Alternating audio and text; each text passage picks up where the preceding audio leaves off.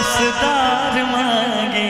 बोलिए कि सुगा रस देवर रसदार मांगे। आई गाना, ये गाना जो गाई है अभी भोजपुरी की सबसे अच्छी कलाकार शिल्पी राज जी ने गाया है इस गाने को। आप लोग देखिएगा, बाबा हो दुल्हवा रंगदार मांगे। कि सुगी लेखा साली आ झलकदा तो कनिया चलेगा। कि सुगी लेखा निशा जी झलदार मांगे। कि बाबा हो दुल्हवा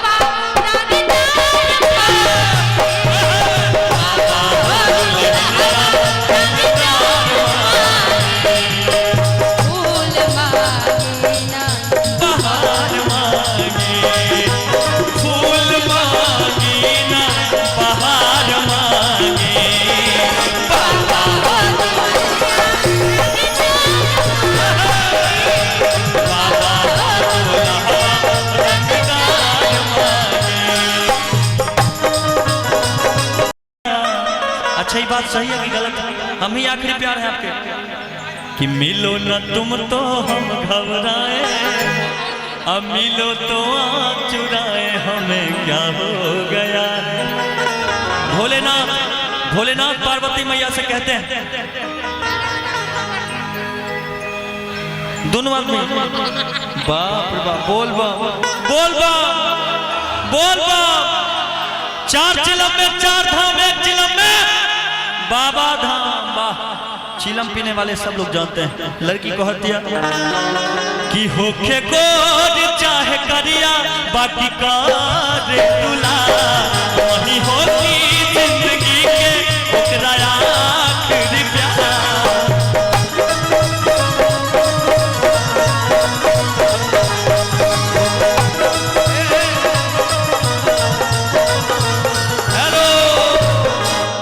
लगता है हमसे ज्यादा इसी से प्यार करते हैं आप। ऐसा सब जानते हैं, बच्चों से बहुत प्यार करती हूँ ना जी। बच्चे से बहुत प्यार करते हैं। काश हम भी बच्चा होते तो आप बहुत प्यार करते। कि बहुत प्यार करते हैं भोले जी से हम, बहुत। वो रहेंगे, आप रहेंगी भोले बाबा से जब विनती करेंगे तो आप ऑटोमेटिक हमें लगा हमसे बोलेंगे, बदल गए 2 मिनट। अभी नानू बोला कि होके गोर चाहे करिया, बाकी का रे दुला वही होती जिंदगी के ओकरा आखिरी प्यार।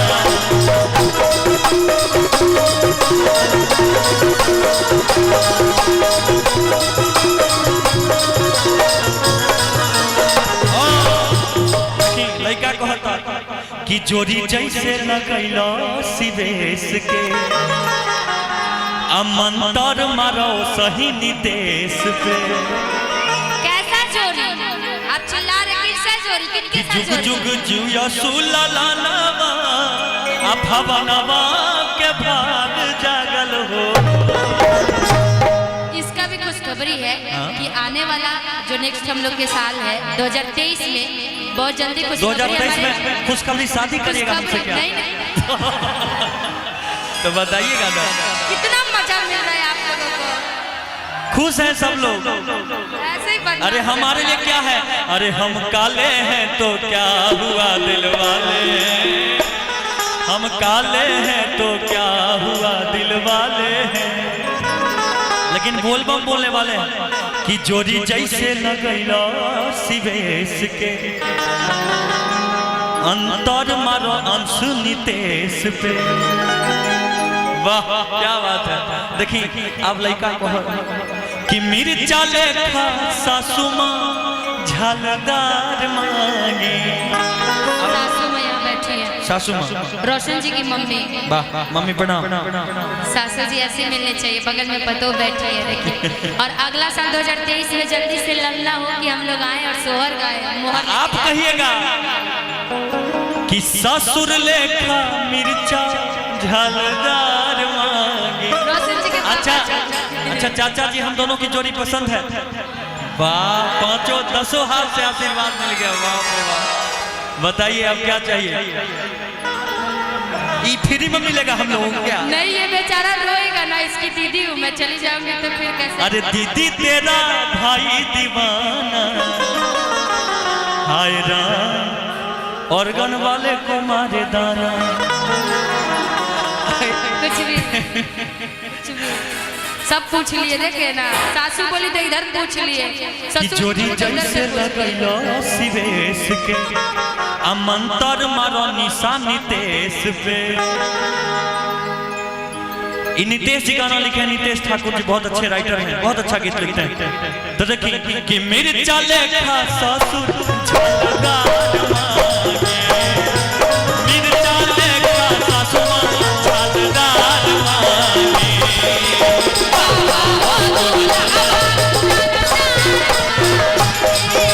बाबा हो दुल्हनिया दिलदार मांगे, आवेदन जमा करे निवेदन पकड़े बिना लग जाए हमरो हरदी बाबा कबल रानी कुमार। फूल मांगी ना बहार मांगे, फूल मांगी ना बहार मांगे। बाबा हो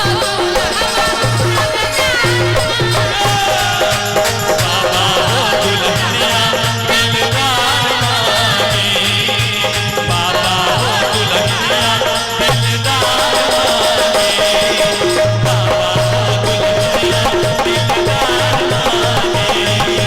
बाबा हो दुल्हनिया दिलदार मांगे। कि बाबा हो दुल्हवा कि दिलदार मांगे। हम अगर ये बात कहा कि बाबा हो दुल्हनिया रंगदार मांगी तो रोज सुबह उठ के थप्पड़ खैया ले गोसैया रोज मिलेगा, इसलिए वो बात नहीं बोल सकते कि दूल्हा के लिए इससे है।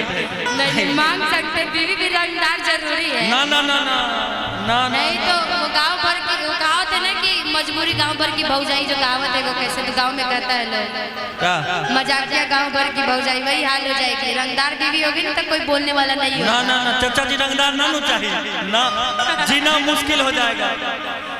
चलिए जब आई आपने आई पूछ लिया तो कुछ भजन सबसे पहले आई एगो गाना सबसे बढ़िया भोलेनाथ के भजन, आप अपना स्केल लगवा लीजिए थोड़ा, दूसरी ऐसी देखिए कि आपको दिक्कत ना हो, आपको दिक्कत होगा तो हमको ना दिक्कत होगा। आई कहना है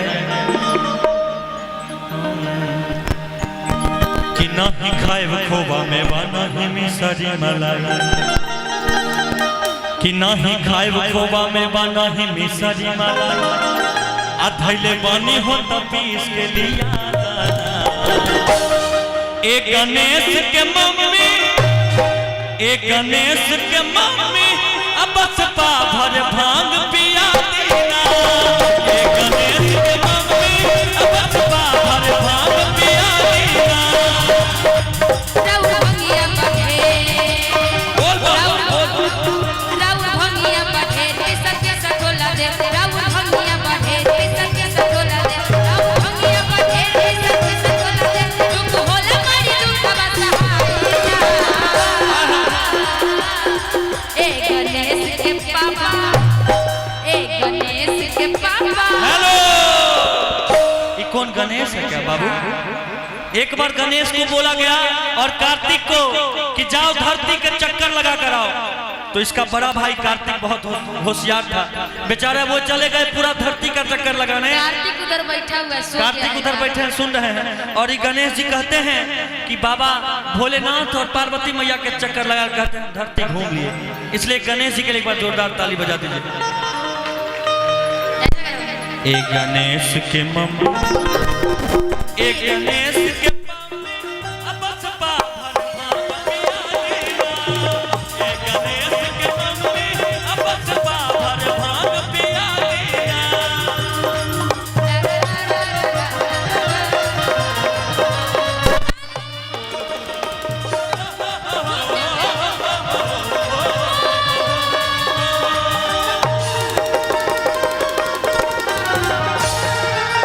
एक गणेश के मम्मी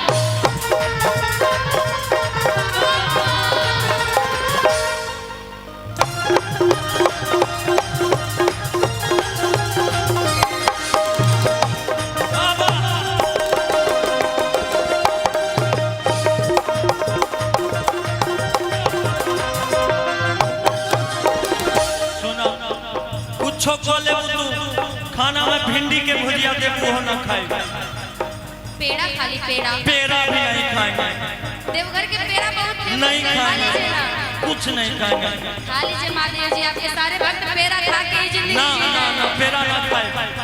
हम भांग धतूरा खाली गाजा सोटेंगे। मिश्री खा लीजिए, मिश्री मेवा खा लीजिए। आप जो कहिए मेवा मिष्ठान 56 भोग लगा देंगे प्रभु आप। लेकिन हमको भांग पीना है पार्वती। क्या खाइएगा? भांग, ओनली भांग। नहीं खाए बकोवा मलाई मिसरी। अच्छा दवा से भंगिया के स्वाद बिसरी। खोजक हवा चिलामल के आबा मारी दाम। खोजक हवा चिलामल के आबा मारी दाम। बस 4 चिलम, बस 4 चिलम भर के संभालना। हे गणेश के पापा, बोलिए हे गणेश के पापा हमसे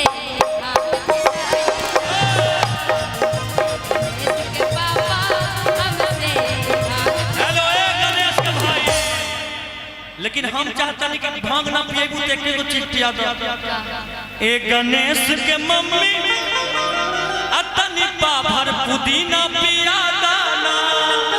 पुदीना पिएगू ना पिएगू? भक्त से मांगना पड़ेगा। भक्तगण अरे इतने भक्त हैं, अजय राय चाचा जी भक्त हैं, वो भी आपको पुदीना दे सकते हैं। जमाने के हिसाब से हमारे भोले बाबा भी डिमांडेड होते जा रहे हैं। पहले भांग धतूरा खाते थे, अब ये पुदीना कहाँ से नया में आ गया भाई। देखिए उधर एगो भक्त पुदीना देने के लिए तैयार है पुदीना, वो खैनी खिला देंगे। ऐसे भक्त हैं आप। खैनी ना चली बाबू, पुदीना खैनी खिलाएंगे। ले ले भोले जी खैनी। ए गणेश के मम्मी बस बाभर भांग पिया दाना। ए गणेश के मम्मी बस बाभर भांग पिया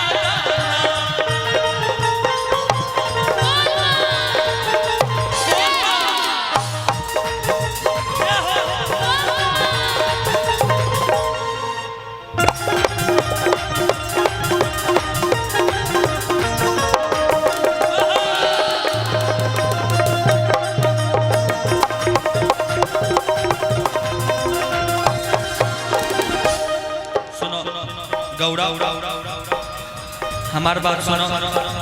अच्छा भंगिया ना देबो त गांजा मल। कम मेहनत के काम आई जल्दी कर लो।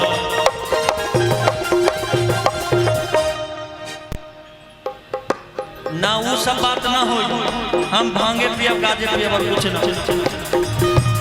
पेप्सी ना पियेंगे हम, कोको कोला भी बोल रहे हैं, कोको कोला पी लीजिए थोड़ा ना ना। जब बोले बाबा पुदीना पी सकते तब कोको कोला काहे नहीं पिएंगे जी? पीना पड़ेगा। और ये हमारे अजय राय चाचा जी की तरफ से हजारों हजार का आशीर्वाद। एक बार जोरदार ताली बजा दीजिए आप लोग। अब अच्छा 1100 है। वाह वाह चाचा जी, हेलो हेलो। रुक जाइए, हम महादेव से विनती करेंगे कि चाचा जी आज 1000 देते हैं, कल भगवान इनको करोड़ों दें। और भगवान ने ऑलरेडी उनको करोड़ों दे रखा है। अब उससे भी ऊपर यदि मांग है तो वो सुनिए सुनिए सुनिए मेरी बात। जो लोग जिनको विश्वास नहीं है 1000 देने पर करोड़ मिल सकता है, वो लोग देख लीजिए, भगवान कल आपको देंगे। क्योंकि इनको भगवान ने राम लक्ष्मण जैसा 2 बेटा दिया है, जो कि इनके हमेशा तक। अच्छा ये सब आपके भक्त है ना पार्वती जी? आपके भक्त है? थोड़ा हाथ उठवाइए, थोड़ा हाथ उठवाइए।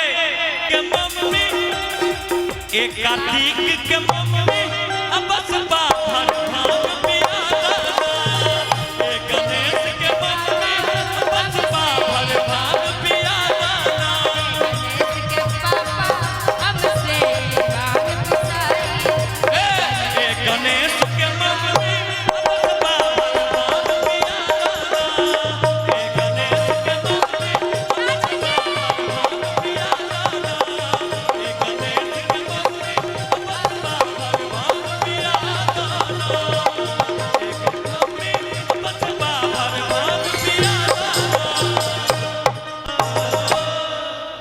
गणेश के पापा कि हमसे भांग पिसाई।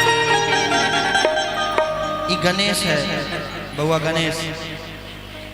हाँ कि जाता ने नैहर भोला बाय बाय जन करी हो हमरा खातिर हाय हाय हाय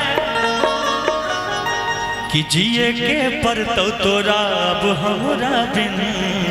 ए गौरा जी बोलिए। अभी भक्तों से नजर मत मिलाओ, नहीं तो कहीं मेरा तीसरा आंख खुल गया तो दिक्कत हो जाएगा। क्या होगा, बारिश होगी और कुछ नहीं होगा। बारिश तो होगी, बारिश तो भी हुआ। गर्मी बहुत है भोलेनाथ जी, तीसरा खोलिए ना, देखिए करेजा तोड़ देगी पार्वती। किरनी फेल ना हो जाए आपकी, किरनी को बचा के रखिएगा। कि प्रभु आपकी कृपा से सब काम हो रहा है, प्रभु आपकी कृपा से नहीं, सब गणेश की कृपा से सब काम हो रहा है। कि करते हो मेरे बाबा, मेरा नाम हो रहा है। इस भजन को तो सब लोग को याद होगा, सब लोग को पता है। तो मेरे साथ जरा एक बार हाथ उठा लीजिए सभी लोग। ओ मेरा आपकी कृपा से सब काम हो रहा है, मेरा आपकी कृपा से सब काम हो रहा है। बाबा आपकी कृपा से सब काम हो रहा है, बाबा आपकी कृपा से सब काम हो रहा है। करते हो मेरे बाबा, करते हो मेरे बाबा, मेरा नाम हो रहा है। मेरा आपकी कृपा से सब काम हो रहा है, मेरा आपकी कृपा से सब काम हो रहा है। बोल बा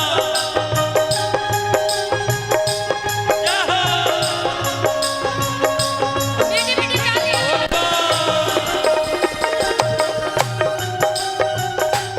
जय हो। कितना अच्छा लग रहा है चाली।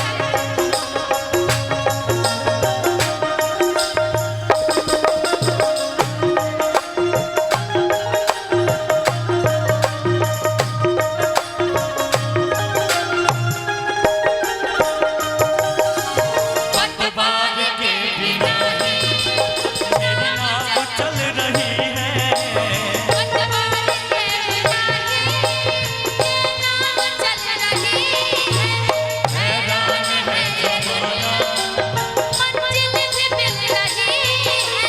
हैरान है जमाना, मंजिल भी मिल रही है। पतवार के बिना ही, बिन पतवार के ही ये नैया चल रही है। हैरान है ये जमाना, हमें मंजिल भी मिल रही है। कैसे? पतवार के बिना ही, पतवार के बिना ही ये नाव चल रही है। पतवार के बिना ही मेरी नाव चल रही है। हैरान है जमाना, हैरान है जमाना, मंजिल भी मिल रही है। और करता नहीं मैं कुछ भी, करता नहीं मैं कुछ भी, सब काम हो रहा है। करता नहीं मैं कुछ भी, सब काम हो रहा है। मेरा आपकी कृपा से सब काम हो रहा है।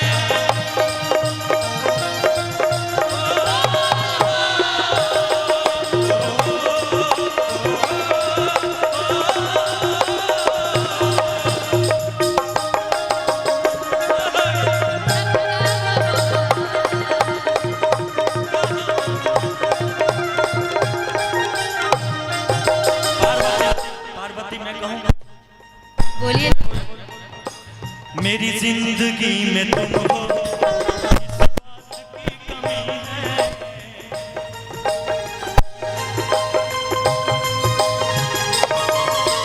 कुछ और अब किसी किसी और चीज की अब दरकार भी नहीं है। किस और की कुछ भी परवाह भी नहीं।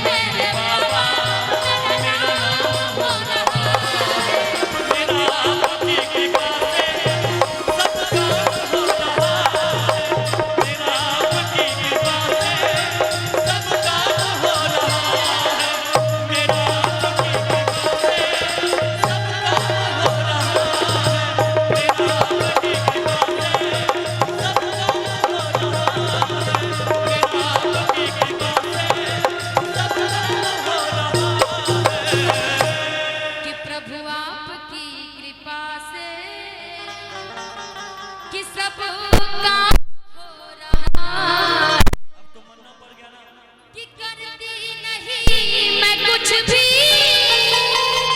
मेरा नाम हो रहा है बिना किए कुछ नहीं होता, बिना जुर्म कभी जेल नहीं होता। कि प्रभु आप